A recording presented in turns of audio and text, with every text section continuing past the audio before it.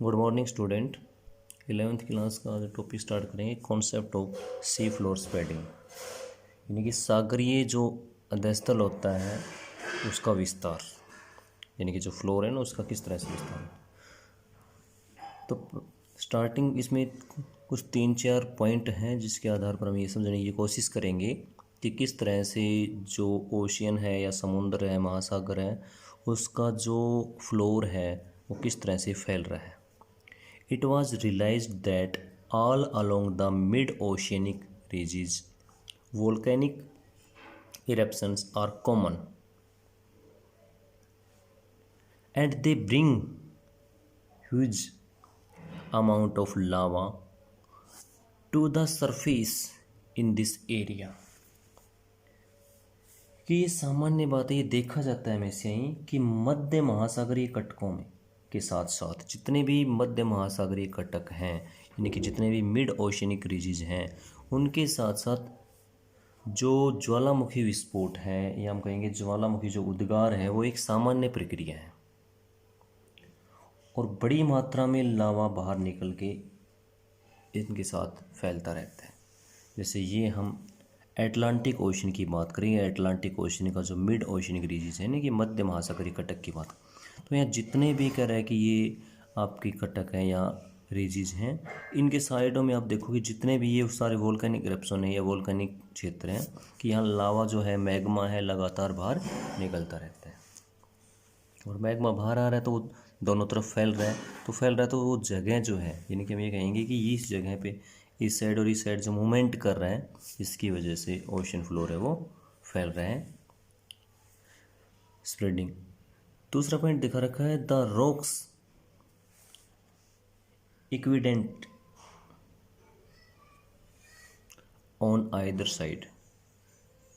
जो चट्टानें हैं वो समान दूरी पर of the crest of mid oceanic ridges show remarkable similarities in terms of period of formation, chemical composition and magnetic properties। कि अगर हम यहाँ की बात कर रहे हैं कि यहाँ से दोनों तरफ समान दूरी पे, इस साइड 100 किलोमीटर चले गए या इस साइड 100 किलोमीटर, यहाँ पे कह रहा है कि समान दूरी के आधार पर अगर हम बात करें दोनों साइड, तो मध्य महासागरीय जो कटक है इसमें एक चीज़ सिमिलरिटी देखने को मिलेगी। क्या? Terms on period of formation, समय की, कि वो चट्टानें वो कितने समय पुरानी है, तो इस साइड भी इतनी टाइम पुरानी की चट्टानें मिलेंगी, इस साइड भी। केमिकल कंपोजिशन, जो रासायनिक संगठन की बात कर रहे हैं, संरचना की बात करें वो भी, या मैग्नेटिक प्रॉपर्टीज़ की बात करें, जो भी चुंबकीय समानताएं गुण होती हैं उनमें समानता मिलती है। तो ऐसा क्यों होता है? क्योंकि चट्टानों की जो आयु है, एज है, ये वोल्केनिक इरप्शन के हिसाब से ही बनती है। तो कह रहा है कि दोनों जगह यही चीज़ें हैं कि इस साइड से अगर हम इस साइड जा रहे हैं, यानी कि अमेरिका की कोस्टल एरिया की तरफ जा रहे हैं या फिर अफ्रीका यूरोप के कोस्टल एरिया की तरफ जा रहे हैं, तो यहाँ से अगर मिड से पॉइंट से हम यहाँ 100 किलोमीटर की बात करें, तो इस जगह पे पाई जाने वाली जो रॉक्स का टाइम पीरियड है, लगभग वो चट्टानें एक ही समय की बनी हुई है। क्यों? क्योंकि मैग्मा यहाँ से इरेप्ट हुआ, यहाँ से मैग्मा बाहर निकला, लावा बाहर निकला, इस साइड भी इतनी दूरी में फैला लगभग और इस साइड भी इतनी। तो यहाँ पे जो चट्टानें बनी हुई है, मान लो 10,000 साल पुरानी चट्टानें, तो ये मैग्मा यहाँ पर 10,000 साल पहले यहाँ तक आ चुका था, तो इतना ही यहाँ पे। तीसरा point, the ocean crust rocks are much younger than the continental rocks, कि जो महासागरीय चट्टानें हैं, ओशियन क्रस्ट की बात है, जो महासागरीय जो हमारा तल है, जो क्षेत्र है, उसमें जो चट्टानें हैं वो much younger than the continental, महाद्वीपीय चट्टानों से बहुत अधिक यंग है, जवान। इस जगह पे जो चट्टानें मिलेंगी ये कॉन्टिनेंट हो गए, इनसे ये नई चट्टानें, ऐसा विश्वास किया जाता है, ऐसा माना जाता है साइंटिस्ट के द्वारा, ज्योग्राफर के द्वारा, कि जो ओशियन जो रॉक्स हैं, ज़्यादातर जो भी आपकी हम कहेंगे महासागरीय चट्टानें हैं, उनकी एज जो है वो कम है, यंग है। इसका मतलब हम करेंगे 200 मिलियन ईयर्स एगो मिलेंगी। लेकिन अगर हम इनकी बात करें तो ये इनसे बहुत ज़्यादा पुराने ओल्ड एज की मिलेंगे। चौथा पॉइंट दे रखा है, the sediments on the ocean floor are, जो भी आपके अनएक्सपेक्टेडली वेरी थिन, यानी कि the sediments on the ocean floor are unexpectedly very thin, बहुत ही पतले हैं। यानी कि ये जो सेडिमेंट्स हैं जो ओशन फ्लोर पे, यहाँ के सेडिमेंट्स की बात करें, अवसादों की बात करें, तो वो बहुत ही पतली अवस्था में अप्रत्याशित जो कहेंगे उस रूप में वो फैले हुए हैं। अगला दे रखा था डीप, जो बहुत ही गहरी खाइयाँ होती हैं, ट्रेंचेस हैव डीप सीटेड, गहरी खाइयों में हैव डीप सीटेड अर्थक्वेक्स, कि गहरी खाइयों की ट्रेंच की बात करें, ट्रेंचेस क्या होती हैं, इनके बीच में जो भी ओशन के बीच में जो हम कहते हैं ना डीप जो पॉइंट्स होते हैं, ये जो ट्रेंचेस होती है, खाई वगैरह हो गई, इनमें जो ओशन की बात करें, यानी कि हम बात करें अर्थक्वेक्स की, तो बहुत ही अंदर मिलेंगे occurrence. While in the mid ocean ridges area, अगर हम बात करें इसी ऊपर वाले क्षेत्रों में, तो क्या कह रहे हैं, the earthquake foci have shallow depth, बहुत ही कम दूरी में ये चीज़ें हमें दिखाई दे जाए। हम ये करेंगे जो भी ओशन है उसके गहरे क्षेत्रों की बात करें तो भूकंप का क्षेत्र जो फोकस के अंदर होता है वो अंदर ही मिलेगा। अगर उथले हुए सागरों की बात करें, बाहर जो क्षेत्र है उस पर अगर हम भूकंप की बात करें तो उनकी जो गहराई है वो कम मिलेगी। जो हम कहते हैं ना फोकस पॉइंट होता है, एक एपी सेंटर होता है, एक फोकस सेंटर जिसे कहते हैं जहाँ से भूकंप स्टार्ट होता है, वो पॉइंट यहाँ पे मिलेगा या अर्थक्वेक जोन है वो मिलेगा। तो इन सभी के आधार पर, यानी कि ये जो 4-5 पॉइंट थे ओशन फ्लोर से रिलेटेड, इससे की बात करें, दीज फैक्ट एंड, ये जो फैक्ट हैं इसके आधार पर, एंड ए डिटेल्ड एनालिसिस, और एक विस्तृत एनालिसिस के बाद, ऑफ मैग्नेटिक प्रॉपर्टीज, जो भी चुंबकीय गुण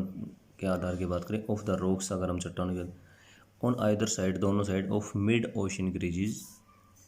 इन सभी के आधार पर, यानी कि जो हम यहाँ बात कर रहे थे ना चट्टानों की गुणवत्ता, मैग्नेटिक प्रॉपर्टीज़, ये सब इक्वल है, इन सभी के आधार पर हम एक पॉइंट लेकर के चल रहे हैं। कह रहा है कि हैस ने 1961 में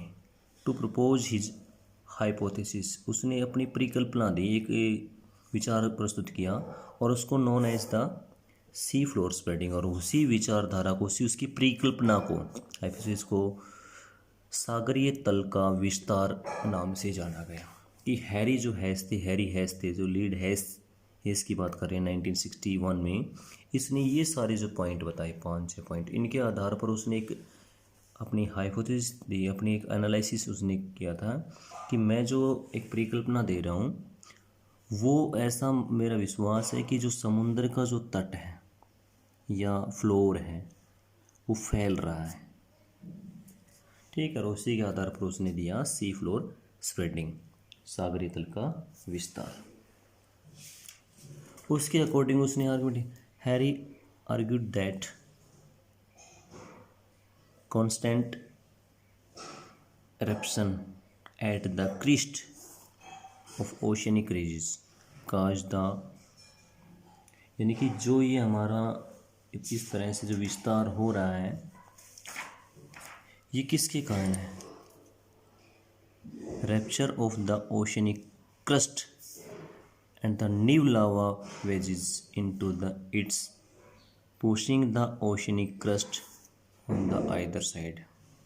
कि हैरियस ये मानते हैं कि महासागरों के कटकों के जो शीर्ष पर लगातार ज्वालामुखी जो उद्भवन होता है वो महासागरीय परपट्टी के वेदन से हुआ है,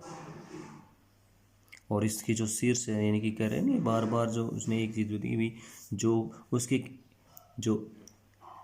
raptures of the oceanic crust की बात कर रहे हैं वो, कि किस तरह से उसमें जो नया जो लावा है होता है वो दरारों में वेजेज होते हैं, जो भी इसकी जो बीच में रेंचेज आ जाती है ना, क्रैक्स वगैरह, तो इसमें बढ़ता रहता है। It's and pushing the oceanic crust, और वो लगातार जो सागर का जो क्रस्ट भाग है परपट्टी उसको क्या करता रहता है, पुशिंग करता रहता है, धकेलता रहता है। ऑन द अदर साइड, दोनों तरफ, यानी कि जो ही मैग्मा बाहर निकला या जमा हुआ क्रैक्स में, तो ये जो गैप था ये गैप भर गया और वो दोनों साइड खिसकने लगे, इस साइड भी इस साइड भी। The ocean floor thus spread, और इसी तरह से जो हमारा समुद्र का जो तल है वो फैल रहा है। यानी कि समुद्र का जो तल फैल रहा है, इसके लिए हैरी हेस ने 1961 में एक हाइपोथेसिस दी थी जिसका नाम था सी फ्लोर स्प्रेडिंग, सागरीय तल का विस्तार। यानी कि ये सारी जो चीज़ें हैं कॉन्टिनेंटल ड्रिफ्ट थ्योरी से रिलेटेड थ्योरियाँ हैं सब, कि किस तरह से हमारे कॉन्टिनेंट मूवमेंट करते हैं, किस तरह से हमारा जो ओशन है वो मूवमेंट कर रहा है। होगी महासागरों में जितने भी वोल्केनिक इरप्शन होते हैं, जितने भी महासागरों में जो ज्वालामुखी का उद्गार है, मैग्मा बाहर आया, वो दोनों तरफ मूवमेंट कर रहा है। अब यहाँ पे अगर हम बात करें, यहाँ टॉप में मैग्मा निकला, यहाँ से टॉप से मैग्मा इस साइड भी चला, अगर इस साइड भी, दोनों तरफ जो मूवमेंट कर रहा है वो कह रहे उस दोनों तरफ प्रॉपर्टी में धकेलता रहता है। महासागरों के अधस्तल का विस्तार होता रहता है, नया नया मैग्मा यहाँ पे आता रहता है और साइडों में उसकी एज वो बढ़ती जाती है। जैसे इससे पहले हमने एज वाला जो पॉइंट लिया था ना भाई, दोनों तरफ जैसे पीरियड ऑफ फॉर्मेशन या केमिकल कंपोजिशन की बात करें, ये सारी एक जैसी समानता में मिलती रहती हैं। ठीक है, तो ये आज हमारा एक छोटा सा टॉपिक था, concept of C floor spreading. इसमें ये 4-5 पॉइंट है, बुक में भी दे रखे हैं आपके एज इट इज़, बुक से भी आप पढ़ सकते हो इसको अच्छी तरह से। कि सबसे पहली बात है कि किस तरह से जो हम ये रियलाइज़ करें, कैसे ये अनुमान लगाते हैं कि जो मध्य महासागरीय जो कटक होते हैं, मिड ओशन रीज जो होते हैं, उनके साथ साथ जितने भी वोल्केनिक इरप्शन होते रहते हैं वो एक कॉमन बात है। ठीक है, दूसरा पॉइंट दे रखा है कि जितने भी आपकी जो चट्टानें होती हैं वो दोनों साइड की, जो अगर हम बात करें उनकी फॉर्मेशन की, टाइम पीरियड की, उसमें सिमिलरिटीज़ जो दिखाई देती हैं, उसके आधार पर फिर एक दे रखा है क्रस्ट रॉक्स की बात करें, जो भी ओशन की जो चट्टानें हैं उनकी बात करें तो वो बहुत ही यंग हैं, younger than the continental. Fourth दे रखा है जो सेडिमेंट्स होते हैं वो भी बहुत ही छोटी या पतले में हैं, इट मीन्स अवसाद वहाँ जमा होने ही नहीं देते बिजली पॉइंट में, क्योंकि लगातार वोल्केनिक इरप्शन होगा और दोनों साइड जो मूवमेंट है वो चलता रहेगा। फिर डीप ट्रेंचेस की बात करें, जो भी गहरी खाई हैं समुद्र में, वहाँ पे जो हम बात करें deep settled in the earthquakes, वहाँ पर भूकंप है बहुत गहराई पे मिलेगा। और अगर उतले हुए क्षेत्र में मिलेंगे या अब ओशनिक रीज में मिलेंगे एरिए में, ठीक है, तो वहाँ पर उसका जो फोकस केंद्र है, जैसे फोकी जो सेंटर है वो ऊपर मिलेगा। और इन्हीं सभी फैक्ट्स और जो डिटेल्स एनालिसिस के बाद में जो हेस ने 1961 में उसने एक प्रपोज की थी अपनी हाइपोथेसिस,